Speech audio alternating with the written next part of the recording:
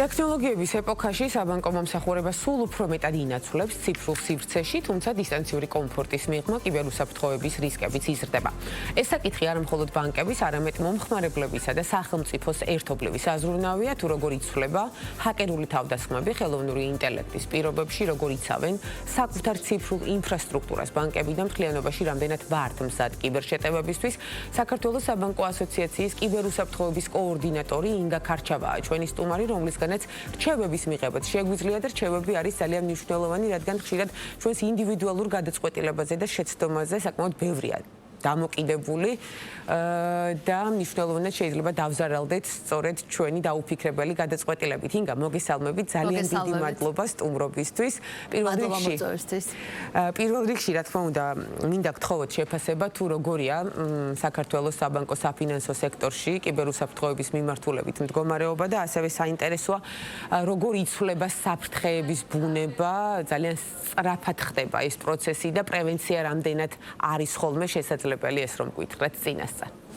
ფინანსური სექტორი თქვენ როგორც აღნიშნეთ, მას გააჩნია მძლავრი ფინანსური ადამიანური რესურსები იმისთვის, რომ საკმაოდ ძლიერი კიბერთავდაცვითი შესაძლებლობები უზრუნველყოს და ამას ამვითარებდა მრავალი წლის განმავლობაში.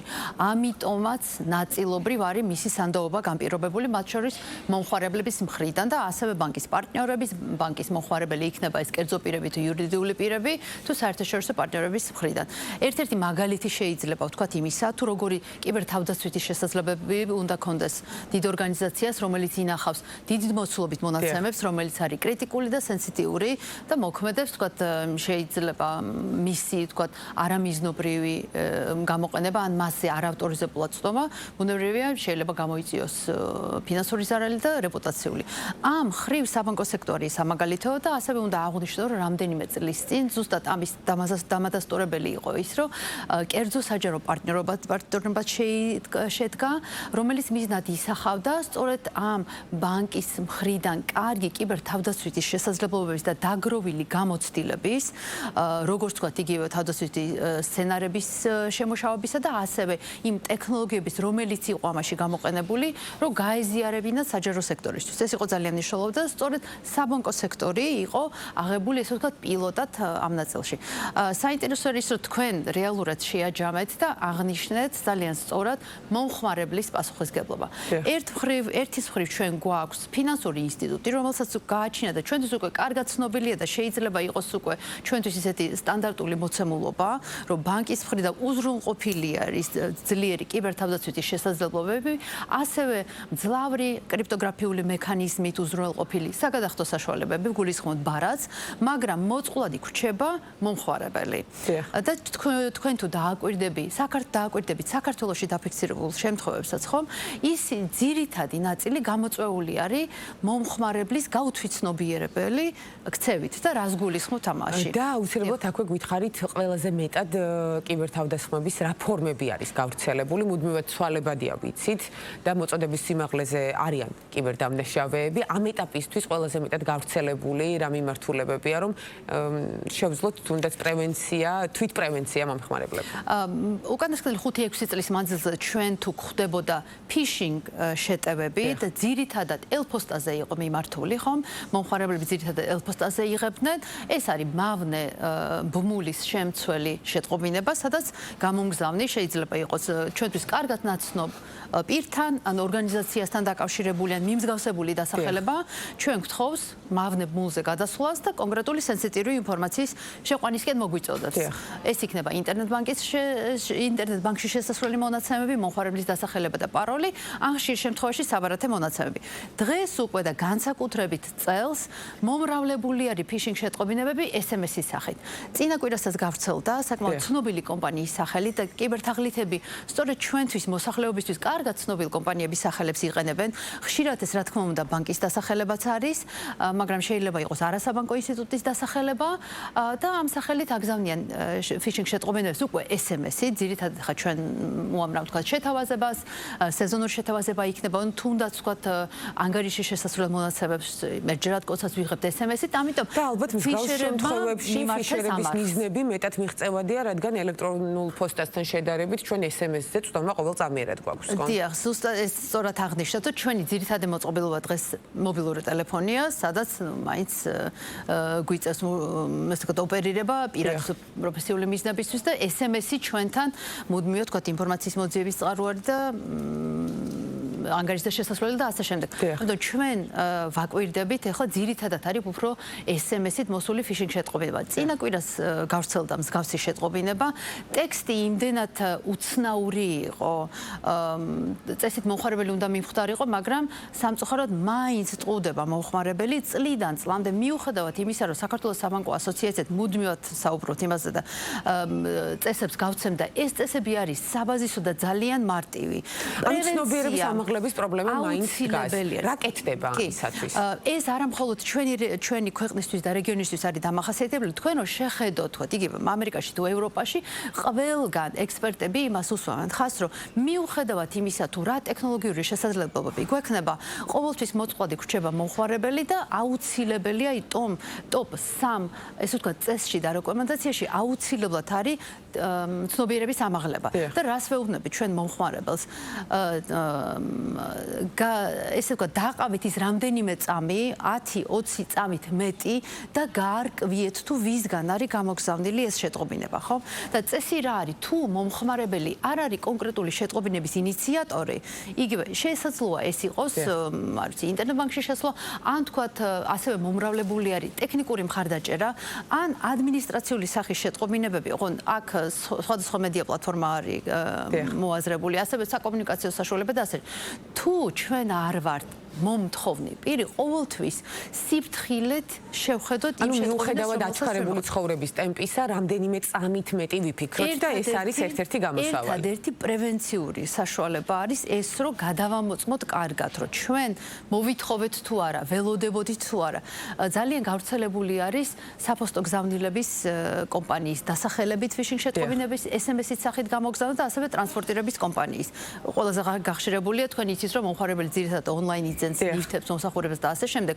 ყოველთვის ვაფრთხილებთ, რომ იმ სივრცეში იმოქმედეთ, შეამოწმეთ სტატუსი თქვენი გზავნილის ამანათის და ასე შემდეგ, სადაც თქვენ მიჩვეული ხართ ხოლმე. ანუ რას ვამბობთ, რომ შედიხართ ვებგვერდზე, მობილურ აპლიკაციაში, რომელიც თქვენ სანდოწყაროდან განმოწერილი ხო, ეს marketplace-დან თუ App Store-დან და თქვენი ჩვეულ საქმიანობას და ჩვეულ წესს მიყევით იმ კონკრეტული ორგანიზაციის ონლაინ მაღაზიის თუ სხვა მომწოდებლის სივრცეში ოპერირებისას და არც ერთ შემთხვევაში არ მიუყვეთ მესამე მხარის გამოგზავნილ შეტყობინებას და აქვე არის ყურადღება გასამახვილებელი.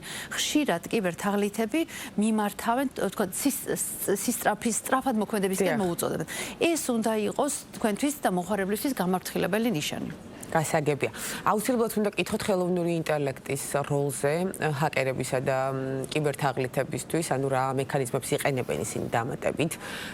და ასევე საინტერესოა ჰაკერების და კიბერთაღლითების გეოგრაფია რამდენად იდენტიფიცირებადია და თუ ეს ასეა, მაშინ გარე საფრთხეები უფრო დიდია თუ ადგილობრივი, ჩვენი მაგალითით. თქვენ იცით, რომ კიბერსივრცეში ძალიან რთულია იმის დადგენა, თუ თქვენ შეგვიძლია, თქვა, ზედაპირულად და პირველ წყაროდ დავადგინოთ, რომელი გეოგრაფიული არეალიდან გვიტევენ, ხო, იქნება ეს თქვა ჩინეთი, რუსეთი, ჩვენი გეოგრაფიული ადგილმდებარეობიდან გამომდინარე, ბუნებრივია, რომ ჩვენ ჩრდილოეთიდან გვიტევენ ხოლმე და ამას მიჩვეულია უკვე ყველა ფინანსური ინსტიტუტი, რომელსაც ეს კიბერთადოსითის შესაძლებლობები აქვს, რომელიც აიდენტიფიცირებს თუ საიდან არის ეს შეტევა. ამიტომ ჩვენ ვერ ვიტყვით, რომ შესაძლოა ქართული ტექსტით იყოს გამოგზავნილი ფიშინგ შეტყობინება SMS-ით, მაგრამ თქვენ იცით დღეს ხელოვნური ინტელექტის პირობებში დაისწავლა ხელოვნურმა ინტელექტმა, ჩვენც დავასწავლეთ, ესე ვთქვათ, არაუცნაური ქართული ტექსტის გენერაცია. ამიტომ დღეს ხელოვნური ინტელექტის გამოყენებით შესაძლებელია ქართული ტექსტის გენერაცია, ხომ და ასევე მიზანმიმართულად, ვთქვათ, პირის არჩევა, ასევე ბევრს დღეს სოციალური ქსელებიც ღია აქვს და ძალიან адვილად, რამდენიმე წუთში შეიძლება, ვთქვათ, კონტექსტის გაგება, სადაც მოღვაწეობს ცხოვრობს ის ადამიანი. წამებში შესაძლებელია მორგება. ვეუბნებით, რომ ეს ადამიანი ინტერესდება კონკრეტული მიმართულებით და ამაზე მორგებული ჩვენ ვიცით ხო ის თქვა ინიშნავს იმ ადგილმდგომარეობებს სადაც მოგზაურობს ხოლმე და ასე შემდეგ. ამ ინფორმაციის გათვალისწინებით ჩვენ შეგვიძლია დღეს ხელოვნურ ინტელექტს მივცეთ დავალება ამ კონტექსტის გათვალისწინებით ამ ადამიანზე მორგებული როდესაც მეტაპერსონალიზებულია ესა თუ ის შეტყობინება ბუნებრივია ჩვენი რეაგირებაც არის გაცილებით უფრო სწრაფი. მინდა გკითხოთ რახან გლობალური მასშტაბის პრობლემასთან და საფრთხესთან გვაქვს საქმე. საქართველო რამდენად აქტიურია საერთაშორისო კიბერუსაფრთხოების ქსელებთან თანამშრომლობის ნაწილში. რამდენად ჩვენ მივყვებით ფეხდაფეხ იმ საერთაშორისო მიღწევებს, რაც კიბერდანაშაულთან ბრძოლაში არის უკვე შემოშავებული. ის კიბერთავდაცვითი შესაძლებლობები, რაც ფინანსური ინსტიტუტს დღეს გააჩნია და ეს მუდმივად ვითარდება, ახალი ტექნოლოგიაც შემოდის და ახალი უსაფრთხოების ახალი შესაძლებლობები, ეს რა თქმა უნდა, საერთაშორისო კომპანიის კომერციული ხელსაწყოები არის, ესე ვთქვათ და ბუნებრივია ჩვენ იმ პრაქტიკასაც ვითვალისწინებთ საფრთხეების თვალსაზრისით, შესაძლოა გარკვეული საფრთხე კონკრეტულ ქვეყანაში ან კონკრეტულ კონტინენტზე იყოს აქტუალური, მაგრამ ჩვენთან დღესაც არ შემოსულ და შეიძლება ხვალ იყოს ჩვენთვის აქტუალური. ანუ სცენარების განვითარება და გაზიარებაში ამას ხელს უწყობენ, რა თქმა უნდა, ის საერთაშორისო კომპანიები, რომლებისგანაც იძენენ ამ უსაფრთხოების თავდაცვით შესაძლებლობებს და ხელსაწყოებს და მუდმივად დღეს, ესე ვთქვათ, აქტუალური ინციდენტების საქმის კურსში არიან და ასევე ეს ეხმარებათ ბანკებს, მათ შორის ხელოვნური ინტელექტის გამოყენებით სცენარების, ვთქვათ, პრევენციული სცენარების შეთანხმებაში. დღეს ხელოვნური ინტელექტი ასევე ამ ხელსაწყოებში იმდენად ინტეგრირებულია, დღეს შესაძლებელია კონკრეტული საფრთხე ავტომატურად, ან თქვა შეტევის გარკვეული ტიპი დაიბლოკოს ავტომატურად ადამიანის ჩარევის გარეშე.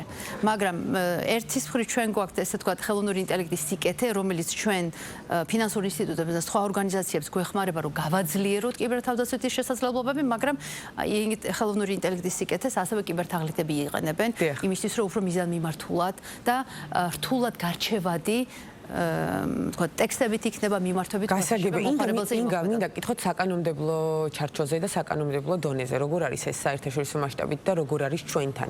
როგორია თქვენი ხედვა ასევე, თუ არის საჭიროებები ამ მიმართულებით, რაიმე შემსუბუქების ან თუნდაც გამკაცრების.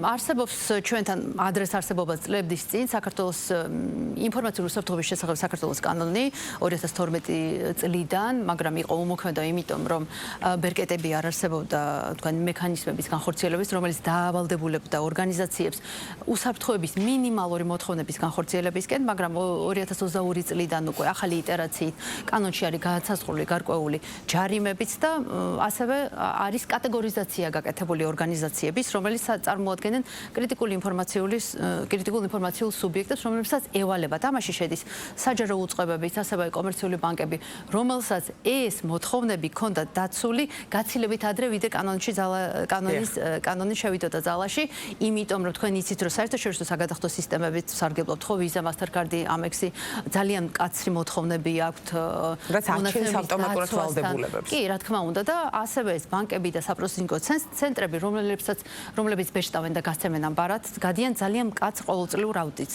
ამიტომ ვამბობთ, რომ გაცილებით ადრე იყო ფინანსური სექტორი და ფინანსური დაწესებულება საპროცესინგო ცენტრით მომზადებული ამ კიბერთავდაცვისთვის.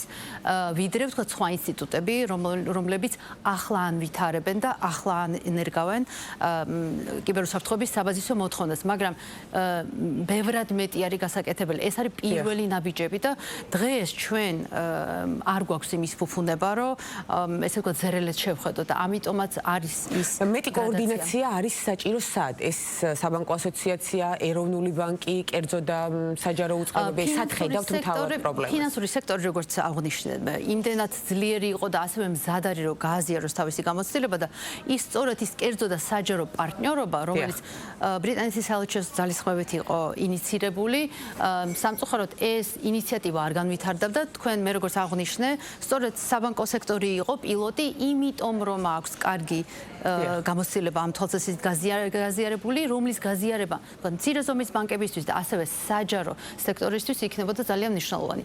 დღეს ეს გასაგები მიზეზის გამო გაჩერებული არის ამ ეტაპზე, მაგრამ ძალიან მნიშვნელოვანია, რომ ეს გაგრძელდეს. კი ბატონო, ძალიან დიდი მადლობა სტუმრობისთვის, საინტერესო საუბრისთვის. ეს არის პროცესი, რომელიც მუდმივად ვითარდება და სიახლეებით, რა თქმა უნდა, გელოდებით ჩვენთან სტუდიაში. სასაუბროთ მაყურებელს შევახსენებ, ჩვენი სტუმარი იყო საქართველოს საბანკო ასოციაციის კიბერუსაფრთხოების კოორდინატორი ინგა ქარჩავა.